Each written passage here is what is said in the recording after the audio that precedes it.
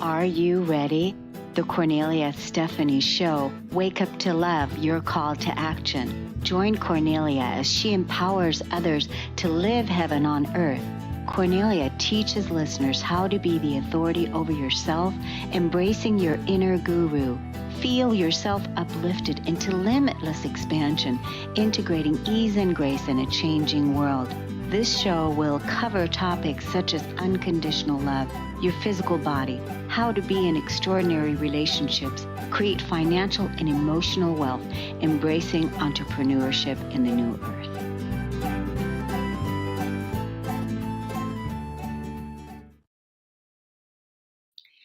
Hello, everyone. Welcome to the Kornelia Stephanie Show. Happy New Year. Happy New 2022. It's an honor and a pleasure to be with you.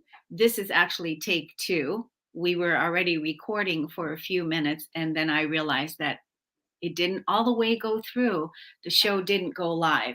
So isn't that the way it works sometimes, is we come up against these things, and how do we respond to technical difficulties, and how do we respond to when we think we're doing something and then it's actually not working out? Well, we realize it's all energy, and we begin again, and we begin again.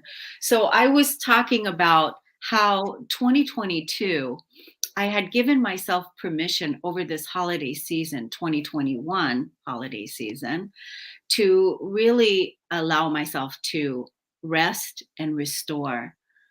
And the universe blessed me and gifted me the opportunity to really do that because I was snowed in. So I had no way of getting around. Like, I couldn't drive my car, and we couldn't go anywhere for like 10 days.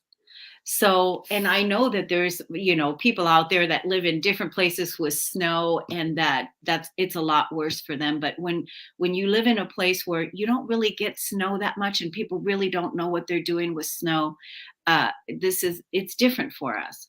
But it was so perfect for me because it allowed me to really let go and to really relax and to wake up in the mornings without having anything on the agenda of anything that needs to be done or thought about, to just really rest and be. And this was such a beautiful, synchronistic opportunity for me that really supported me in my desire to restore and to rest and to heal. And when I did venture out to go on a walk, I would have to take the Venus and Capricorn steps very, very slow, like one step, very small steps. And I thought, isn't that interesting? This is how we are co-creating and building our new world, laying our bricks one small step at a time. Because if I would have gone faster, I most likely would have fallen. And so, because it was so slippery, the ice underneath the roads. So I was very cognizant of my walk. And I think that's a beautiful metaphor of how we're beginning 2022. So I'm here with my beautiful friends, Pia and Cullen, and they are my Pleiadian wisdom friends. They support us in having these beautiful conversations so that we can evolve and raise our consciousness and learn how to be in the new. Welcome to the show today. Thank you, Kornelia. It's interesting what you just brought up. Our Pleiadian friends, Laarkmaa, told us years ago that our human culture, our human societies move too fast. We try to accomplish too much. And they told us once that what we needed was a global snowstorm that lasted 2 or 3 weeks, where everybody would have to slow down, maybe even stop, and do exactly what you just explained that you've done in the past week or 10 days. So it's very synchronistic that you would bring this story to us when our friends told us this a long time ago, that we all need to slow down. We all need to take stock of what's really important in our lives and maybe change our value system by including ourselves in the mix and not being so busy and really taking care of ourselves in a way that maybe we really don't very often. I'd like to add to this also. I think the universe gave us a synchronistic symbol and gift when the technology didn't work today, because the message is, don't rely so much on technology. Check everything, be involved with everything. One of the things that we feel 2022 is going to be is more of an alliance with nature and less of a reliance on technology. Technology has seeped its way into every corner of our lives, and we're beginning to see how it's failing. All around, things don't work. So the message from the universe is, maybe don't rely on technology so much. Maybe rely on your intuition, slow down and see what needs to be accomplished, and move forward from there. Yeah, I love that. I love that so much. You know, again, it's that intuitive guidance that we are all, you know, practicing to learn to listen better and to be guided more, to be led from the heart, and to be connected to nature. So I think, you know, 2022, again, we're talking about values. What is it that we value? Well, this whole piece about the snowstorm, this was so perfect for me personally. And I love that Laarkmaa said, you know, we need a global snowstorm. We probably shouldn't say that out loud because it could probably happen. And there is definitely snowstorms happening, I think well, it's happening. I saw it. I don't watch the news, but I do know that there's, you know, flight cancellations were happening all over the place, and people are being asked to, you know, change their flights and different things like that, East Coast. But as far as, you know, where I was in such a perfect situation of just allowing, and the snow is so quiet. Everything is so quiet. It is so still. It was so perfect for my physical body to receive that rest and that restorative time, right? And I noticed how, you know, the mind would say, well, when is this all going to be over? You know, like, when is this all going to be over? I do need to go and take care of these things. And like, I have to go pay the rent. I have to go to the bank. I have to go do these things. So it was interesting to just let go of all of it and to completely just surrender. And this is why I was talking about living in a surrendered state now in this 2022, living in trust, living in a surrendered state, allowing the intuitive guidance to show itself, the puzzle pieces to come together in what it is that we're creating, the new chapters that we're writing now, because our soul, right, knows exactly what it wants, but we have to be the willing participants to allow the soul to have its way. Yes. Yes. And what you're talking about quieting down and slowing down, something that Pia and I have noticed for years is that the quieter we become, the more intuitive messages we're able to receive.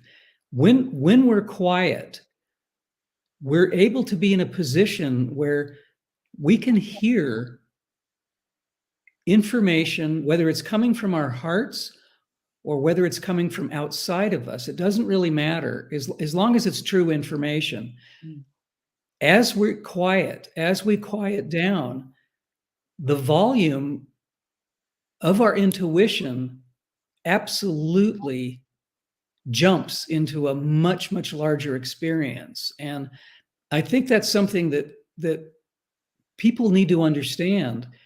If we're too busy if we're too sped up, we're not going to be quiet enough. We're not going to be in a place where we can simply listen and just listen to all of the information, all of the wisdom that's available to us. But when we do quiet down, boy, the information just comes faster and faster and faster. And I think that's a lesson we all need to learn. One of the things that Cullen and I are instituting in 2022, and we actually started it at the end of 2021, is we schedule in a time to be quiet in the middle of every day. Mm-hmm. There is a time that is scheduled in for meditation, a nap, contemplation, whatever it needs to be. We allow the space for the intuition to speak to us every day. Yeah. So you're creating the environment. Yes. You're creating the environment. And I think this is another key point for us in 2022 is what type of environment are we creating for our physical body, for our soul, mm-hmm. for our business, for our life to thrive in? What kind of environment? We are the house. We are the house directors. We are the house managers. We are the earth angels. We are the ones that are co-creating how we want to live in our society. So we're the ones, we're providing the environment. So if you fill up your refrigerator with foods that are not good for you, then you're tempted in that environment to eat those foods. But if you don't bring those foods into your house at all, you're not tempted. So it's a really good way to think about this, but the environment is key. So environment, intuition, quiet time, all important for our physicality and for our soul's growth and evolution. That is a really important point, Kornelia, because it's not just the food. That's a great metaphor. I like that very much. But we can take that beyond just the food. We can talk about everything we bring into our house. Mm-hmm. The movies we watch, the music we listen to, the people we choose to be around, all of the things that we have a choice to decide, is this really a positive thing for me? Is this for my growth? Is this for my soul's expansion? Is it really a positive thing? And I think we have to look at everything we bring in from that point of view.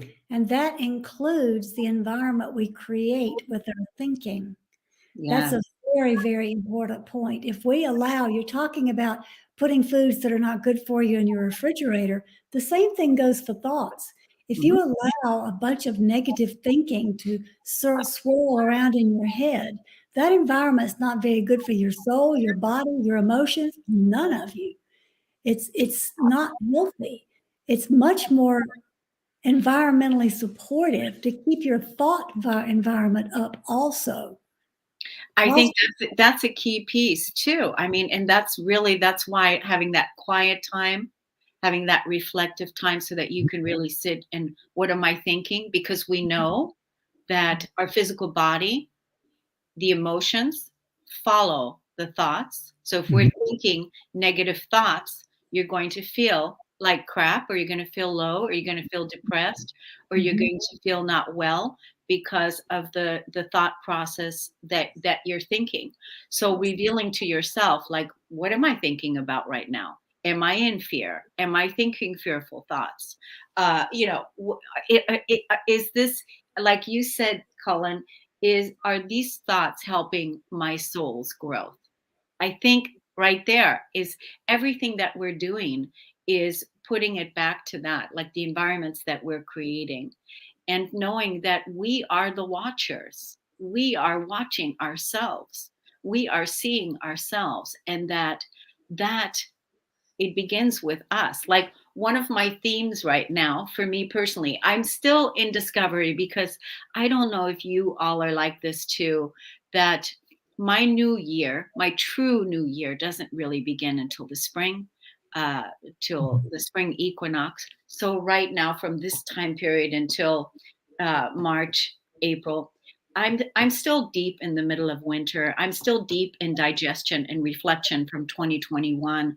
I'm still deep in looking at like completing things and looking at what I gleaned from 2021 and what was important to me, what I learned, what I want to do differently, how I want to live today. Every year it offers the opportunity to to live lighter, to live freer, and to let go of more.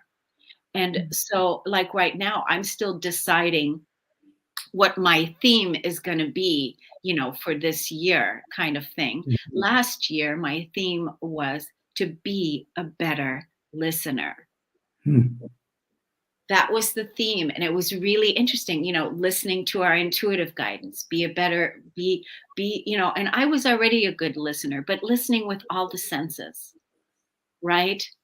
So do you all develop a ritual like this? Do you all do, like a word or a theme or something like that? I can say I am fortunate enough to be born in early December, just as winter is approaching. And every year in December, I do an inventory of what do I want to bring in for the next year of my life. And that period of time you're talking about the winter, being able to digest, integrate, and plan is really important. So my spring also comes with the equinox. I'm in tune with nature. And spring happens when equinox comes. But my planning for what I'm going to do involves a retroactive look at who have I been, what have I done, what do I want to change, who am I becoming, what are my goals, all of that. I go through a very long process with that around my birthday, usually a few days beforehand. And then I make a list, and every day I read that list over again to see if I'm incorporating what my goals are until I begin to live them. That's so beautiful, Pia. That's a beautiful process. This is actually a beautiful thing to do, even at any point in time. At any point in time, you can be doing this and checking in with yourself to see if you're on track with where you are. Where have I been? Who am I now? What do I want to do differently? This is a beautiful way to self-correct, and that's really and to really be curious about your environment, your life, your contribution. What about you, Cullen? Do you have a ritual of some sort that you do? Well, mine is pretty similar to what both you and Pia have shared. I look retroactively at what did I accomplish the year before? What was I as kind as I wanted to be? Wow. Was I as introspective as I thought I would be? It's a pretty long list. It's a little bit like what Pia just explained. I look at what is actually going on in my life. Our friends Laarkmaa, the Pleiadians that we work with, have been using a word that I think is really wonderful. They said, become a witness to who you are. Become a witness to what you are doing, what you are thinking, all of the processes that you're going through. Look at what you're actually doing, because most people are so busy. Most people are so involved in what we used to call normalcy, which we do not have anymore. We probably will never go back to the normal lifestyle that we all had because of what's been going on for the past 2 years. But they like to use the word witnessing because it really involves looking at not only what I think, what do I say out loud? What are my actions doing? How are they affecting others? So yes, I have a process probably somewhat similar to both of what you have explained. And I think by doing that, it allows us to go deeper. It allows us to be more aware of how we're really acting in the world, not just in our own personal world, but how are we acting outwardly? What are we doing that affects everyone else. And when I say everything else, I mean not only people, but the planet, the animals, the trees, the water, everything. What I would add to what Cullen is saying is being a witness takes us out of the subjective experience, which is all about me, what I'm experiencing, what I think, what I feel. Being the witness puts us in an objective place, so we really can witness who we are and how we're acting. So I think the Pleiadian guidance on that is really spot on for everybody. Yeah, I think, and that's such an important tool, that to be your own witness, and to witness how you are being in your life, because you're your own creator. And so why not be your witness? And you can look at yourself and be curious and non-judgmental, just to observe and witness how you're being, not to judge, but to look at, to see what can you, like you said, was I kind enough? And a lot of times, was I kind enough to myself? Yes, that too. Yes. Was I kind enough to myself? So that's, this year for me, it's really up leveling again, deeper level of love for self, for myself, and kind and compassionate. And then at the same time, which of course, once you give this to yourself, you naturally extend it to others because you've given it to yourself. Do you agree with that? Yes, yes. This is supremely important. If we don't take care of ourselves, and this is a really big statement, we've been trained from all social, all religious, all systems. We have been trained to take care of everyone else first. That is what has gone on for millennia. And what you just spoke is absolutely important. If we don't take care of ourselves first, we are not going to have the energy, nor the wisdom, nor the ability to do the job well enough to take care of others, to do things outwardly.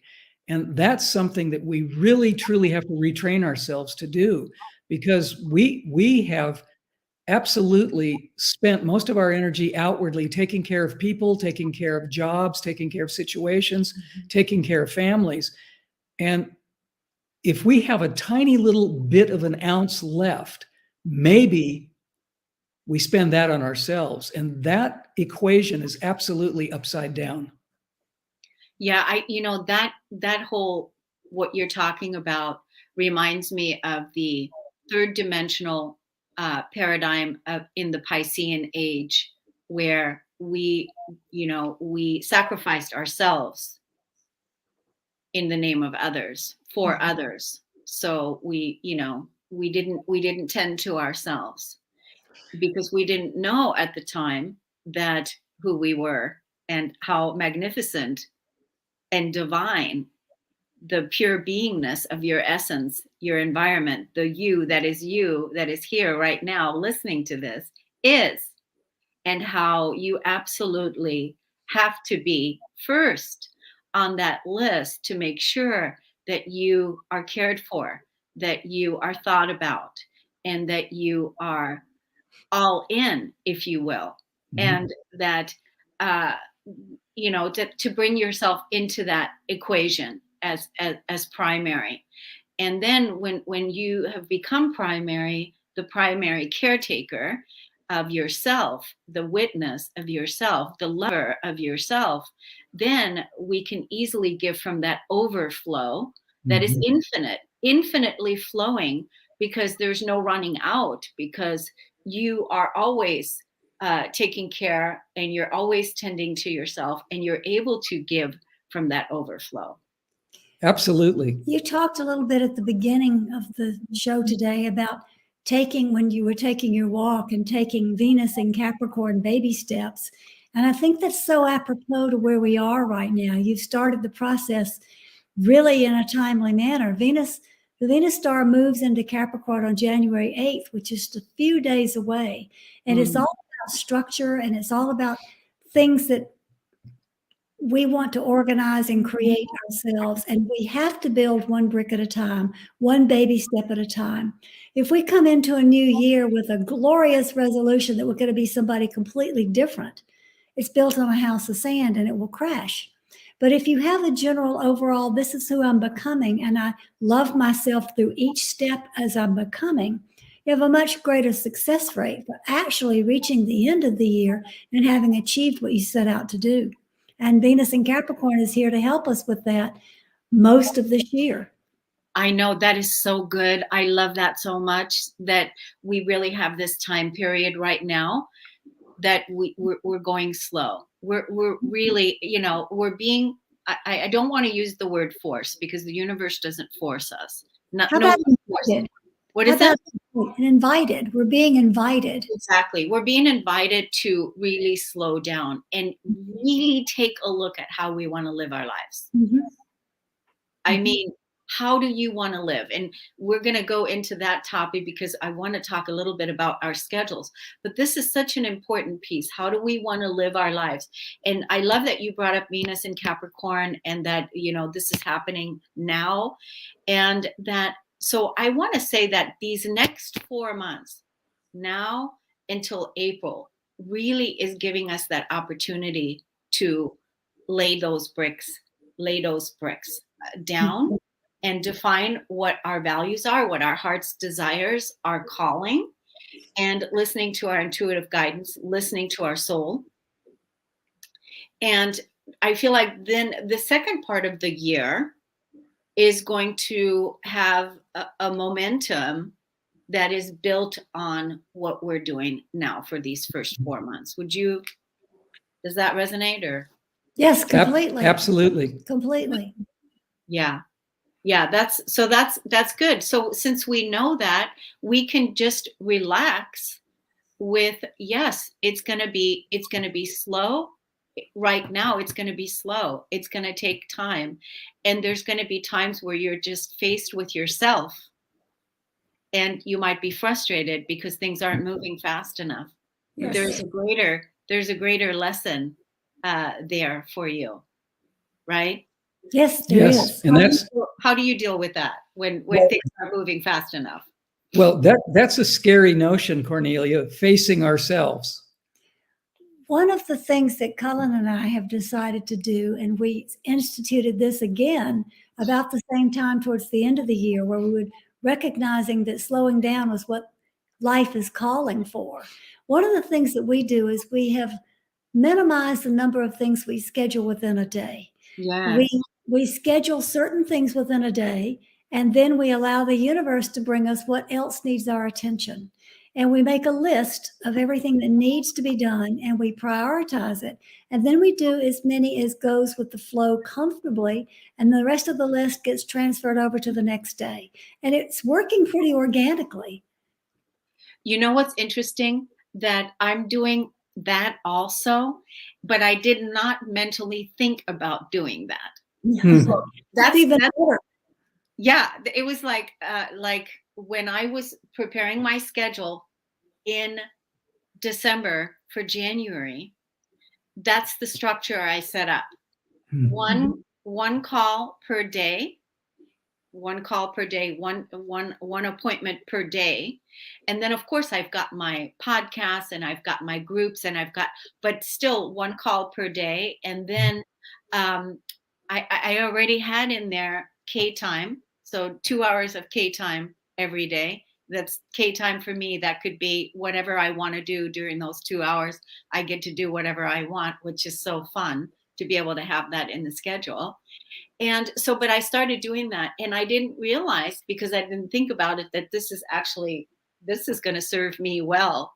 And now that you're telling me this, you're the second person now, aside from myself, that is doing this. So, and here we are on this Ascension timeline, moving the new Earth forward.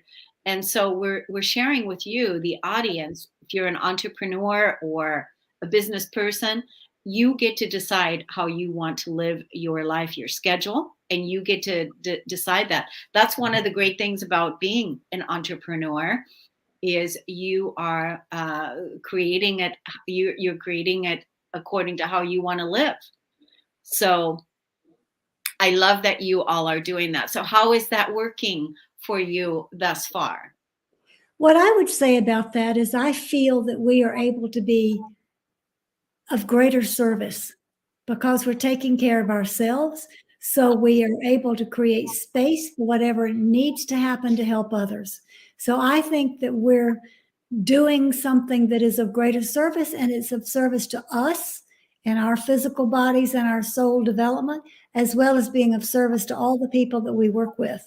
So I think it's a pretty good plan. I'm pleased with it. You? Well, I think it's a more balanced lifestyle. It seems that everything's become extremely out of balance. Mm-hmm. There isn't enough harmony. There isn't enough flow. There isn't enough grace in most people's lives at this point in our collective social human experience. Everything has been sped up. P and I talk a lot, as you know, about technology speeding our lives up. And I think a lot of people are realizing that their life is more important than technology or achieving more than their bodies can handle. And I think that is the wake-up call. I think people have pushed and pushed and pushed their bodies beyond endurance. And we can't be healthy, we can't be balanced if we do that. And I think the idea of slowing down is going to help reclaim that balance that's our natural birthright. Yeah, and everything that we're talking about, it's again affirming everything that, that just took place with me personally for over the holiday season. And before I went into the holiday season, I had thought that I said, I'm going to give myself permission, during the Christmas week to just let go.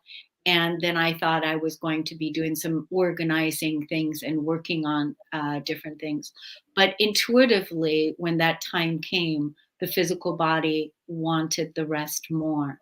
And we have to be able to hear that call and to be willing to make the change, to give it to ourselves.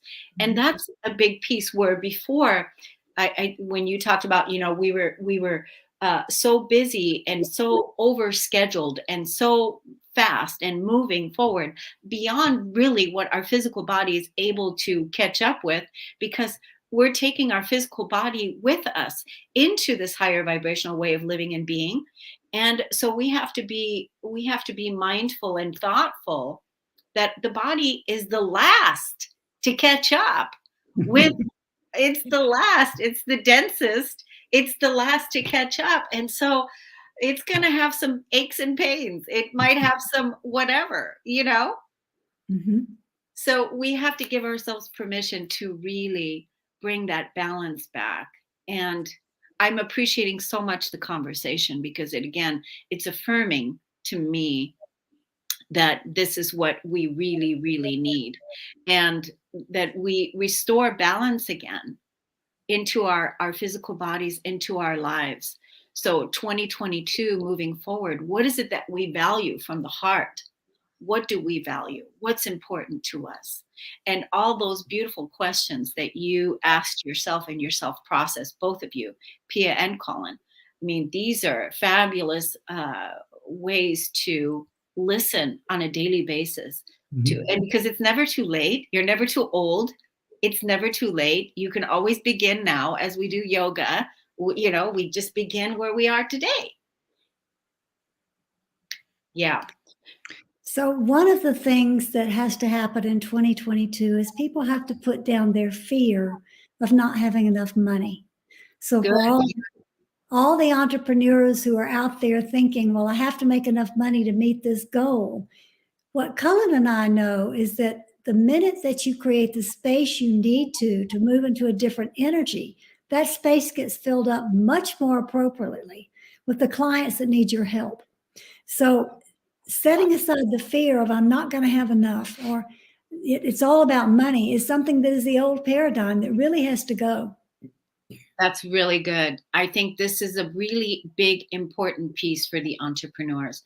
I'm going to be speaking about this in my groups as well. So, because people, because you can feel that energy when people are chasing after, trying to, get more because they're acting from a place of not enough. You talked about it, Cullen, with how are you acting? How are you acting? The physical body, Mars, acting. How are you acting? How are you taking action? And are you acting from a place of uh, enoughness? you know, are you acting from that place, or are you acting from a place of chasing after?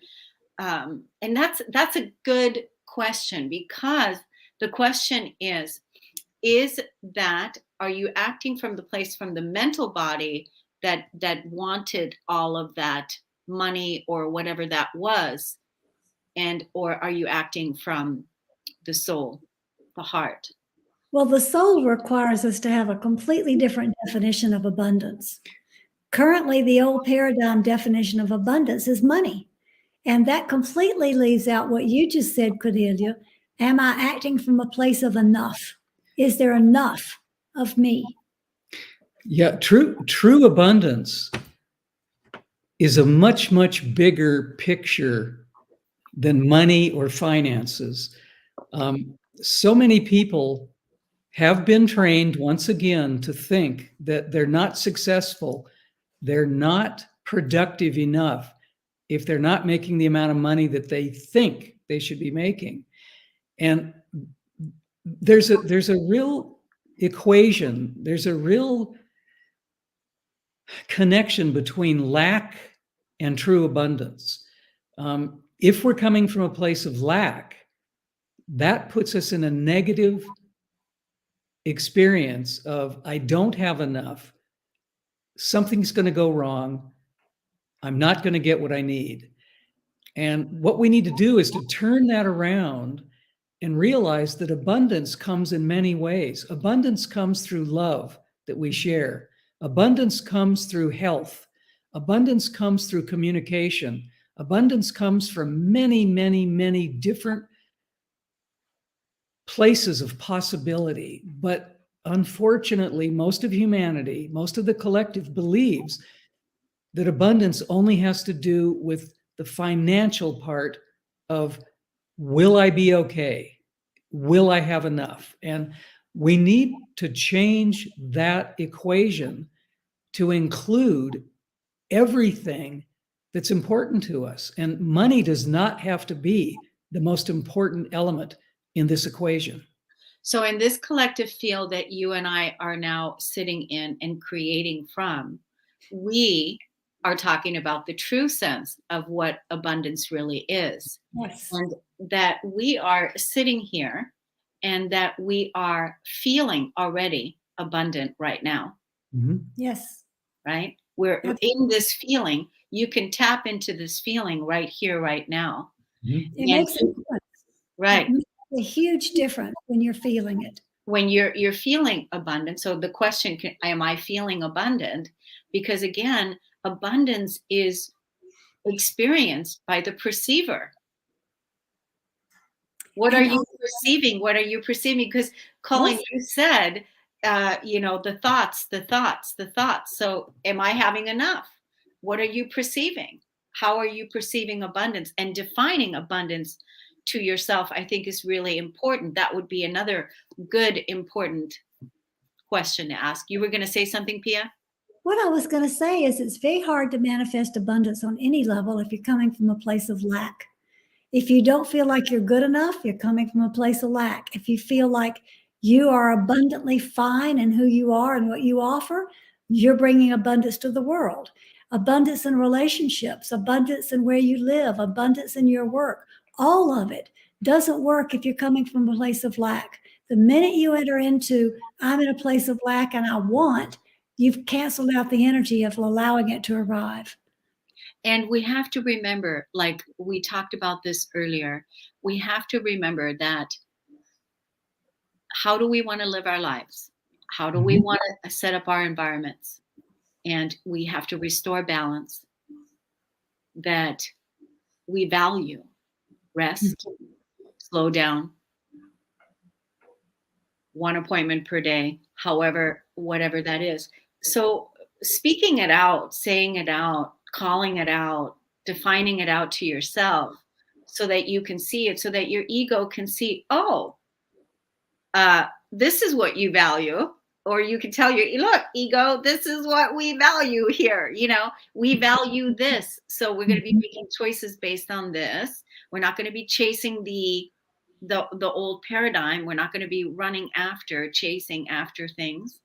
And, you know, recently I was working with a client and she was telling me that, you know, she wanted to be a New York best-selling author or whatever, because we were looking at her manifesting her dreams. That's what her dreams were. And so she said, my dream has always been to be a New York Times bestselling author. And so we could have stayed with that, but then I asked her why that she wanted that.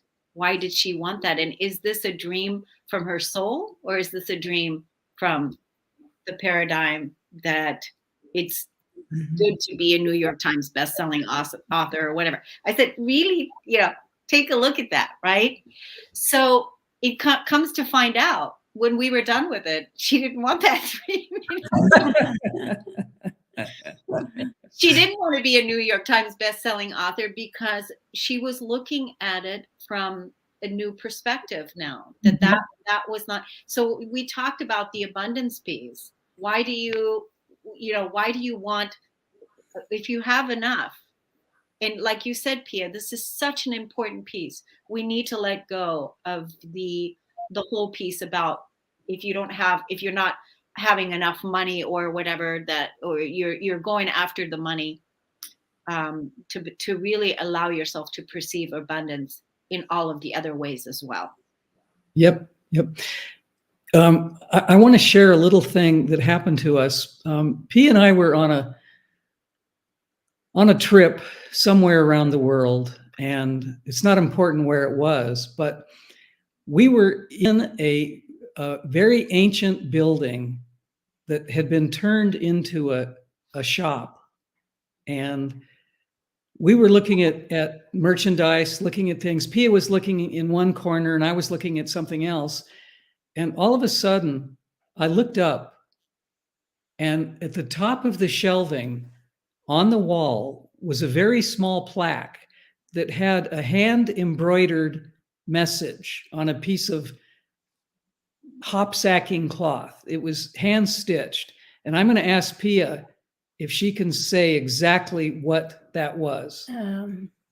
Do we need to go get it? It's not down here. It's upstairs. Oh, Christmas decorations are down here. okay.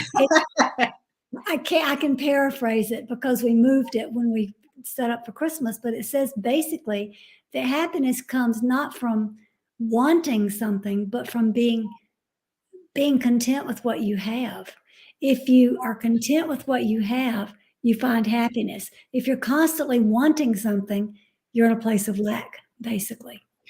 And that really struck me. When I looked at that, I asked Pia to come over and read it. And we just marveled over that. It's about gratitude. It's really about gratitude, about what you already have without the expectation of needing more. And I think the interesting thing about this is that we cannot quote it. It's been on our wall for literally years. We see it every day. And I think we cannot quote it because we have embodied it. We're living it now. It was there as a reminder. Cullen saw it as a cosmic present that we had to take home with us, and we did. And we looked at it until we really had it sink in, the meaning of it. And I think we're embodying that in our experience now. And I can say it really does make a difference. If we can be satisfied, or even beyond satisfaction, if we can be grateful and thankful for who we are. We've talked about this today, and we've talked about this in other conversations with you, Kornelia. If we can be happy about who we really are, that our true selves, our essence, we don't really need anything else. That encompasses the essence of our soul, the essence of our divine spark. It's really everything. It's remembering who we truly are. And I think if we can achieve that, we don't have to have financial abundance. We don't have to drive the most expensive car. We don't have to live in the largest house. We can be satisfied with what we've created through the experiences that we've already had.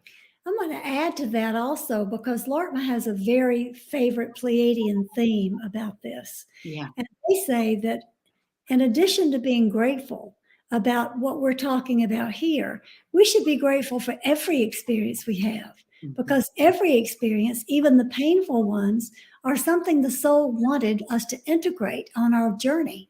So if something terrible is happening, deal with it and be grateful when it's over. You know, yes, I made it through that. Look how I handled it. I was grateful for the opportunity to respond rather than react. There's gratitude in everything. It changes challenges to gifts. Yes, and opportunities. You know, this is so profound, what we're talking about right now. Everything, every time we get together. But again, right now, it's just like, it's so pure and so real and so meaningful, this conversation that we're having. The consciousness that is shared here, the wisdom that is shared here, the tools that are shared here. This is new earth living that is shared here. This is our way. This is our way. This level of expression, this level of how we're being with each other, that we're coming together and we're being with our pure essence, witnessing each other, loving each other, learning about each other, and sharing with each other. And so, and then I love what you said earlier, Pia, it's coming back again, when you said that you scheduled that appointment, you put on the books what needs to be done, and the rest of the time it's open so that you can be in service to whatever else is calling you, whoever needs you. Yes. And I really feel like that the more that we provide that space, this is going to take some time for people to really get. So I'm seeing this now, because I need to communicate this more in my groups. I think we need to talk about this more also. This is the new level of being and writing the next new chapter. So the way to move into this is not to look at your schedule and go, well, I usually do 8 appointments a day and I'm going to really limit that. That's a position of lack. The way to do it is to say, how many appointments do I actually enjoy participating with? And start that as the number that you're going to work with, and consciously leave space for the universe to bring you what else you need and the people that need to show up in that other space. It works beautifully. I'm going to take this particular question, how many appointments do I actually enjoy doing, into my call with my group at 9 o'clock. So I'm going to be taking that. I have other questions that I'm going to be asking them today, but I'm going to be bringing that particular question into the group. And then, of course, later on, we'll be sharing this video with them as an opportunity to watch and also look at how do they want to create their life and set up their new structures. I think it's really important. Yeah, I think what Pia is describing is an organic way of looking at not only scheduling appointments and sessions, but an organic way of living our lives. Instead of mechanically thinking that we have to accomplish this, and this in each day, if we leave some space for what Pia describes as the universe bringing us what we need, that allows us to be much more creative. It allows us to be much more in tune with what does come to us organically. And I think that's a much better way of living a life than thinking that we have to have our calendar completely filled every single day, because not only does that seem professional, but it also looks like we're making the right amount of money. Yeah. And I think the organic way is really going to solve everything, because that will allow us to be in tune with what's happening in the current moment, or the now moment. And that's one of the things Laarkmaa is leading us to do, is to stay in the now moment by paying attention to the energies. And you can't pay attention to what's needed if you've got a mental focus on, I have to do this and this and this and this. That's not going to work anymore in the new paradigm. The new earth won't allow that, because time is evaporating. Time is not really the same as it used to be when we were children. It's very different. Thank God. Yes. Yes. Thank God. I mean, oh my gosh. So I'm so grateful for that part, right? It's like, yeah, so much that we've had to undo in this current incarnation, and giving birth to our new earth at the same time, while witnessing the crimes of humanity, and the crimes of our past, and the crimes of our wrongdoing. Mm-hmm. And not, right? That's extremely important, because I think we've been given an opportunity at this time in human evolution to do that very thing that you just described. I don't think the energy was available in any other generation to accomplish this. I think we are the ones who are going to write the new Evolutionary Guidebook. We're the ones that are going to create the ability to change the old paradigms and to create something that works better for the highest good of all. We haven't really been working in a context of, well, are these choices I'm making really for the highest good of all? I think it's been much more of a selfish situation where, what can I get out of this? You know, how can I be the most important element? How can I be the pivotal element in whatever's happening? I think we are now, for the first time, understanding the true meaning of unity. And I don't think it could have happened at another time. I think this is the now time for this to be created.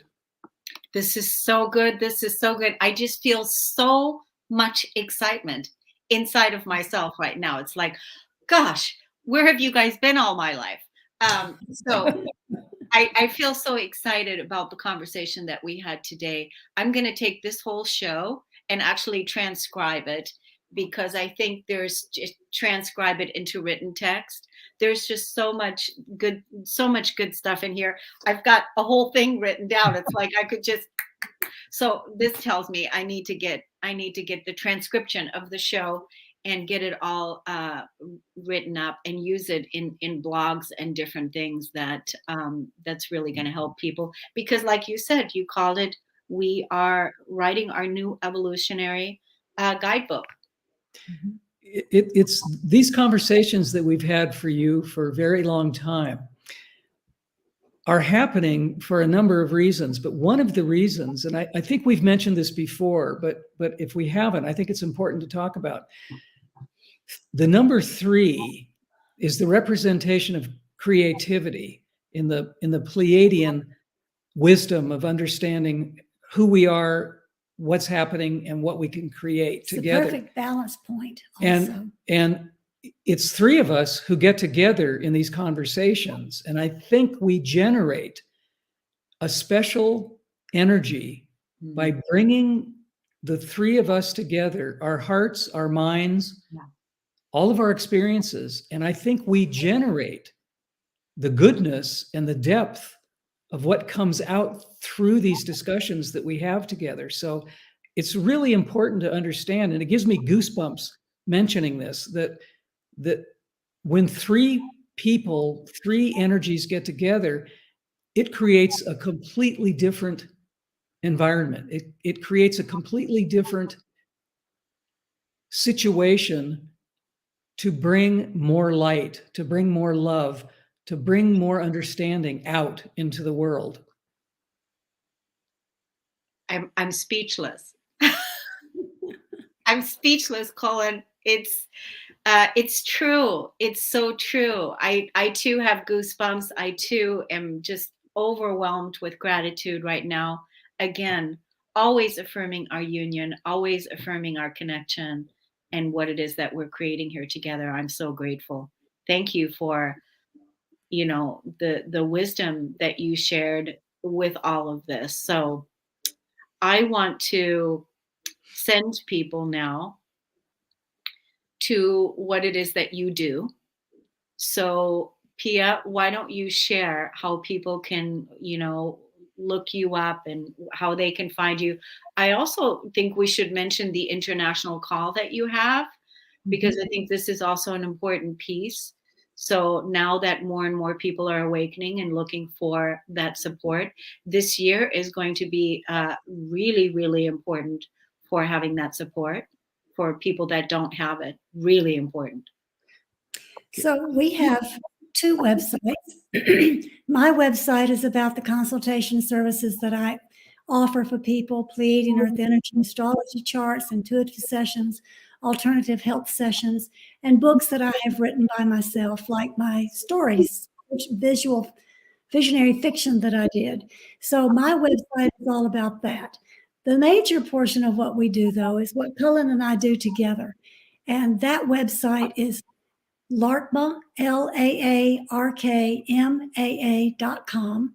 My website is just my name, PIAORLEANE.com. Yeah. But the Laarkmaa.com site has a way to connect with the Pleiadians directly through personal sessions, through evaluation sessions, the live calls that you mentioned. We offer generally twice a month. Sometimes it's 3 times a month. Yeah. But go ahead, Cullen. Well, I want to mention, because you brought this up, Kornelia, this past Sunday, Laarkmaa did a very special message for humanity. It's not on the website yet, but you can find it on the 3rd site that I was going to give you, which is Pleiadian-Laarkmaa YouTube.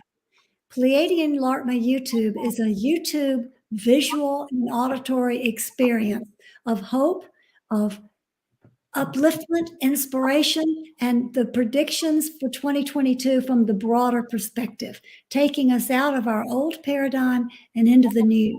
So we would encourage everybody to look at Pleiadian-Laarkmaa YouTube and find that new video that Cullen was just speaking about. It's only been up for 30 minutes.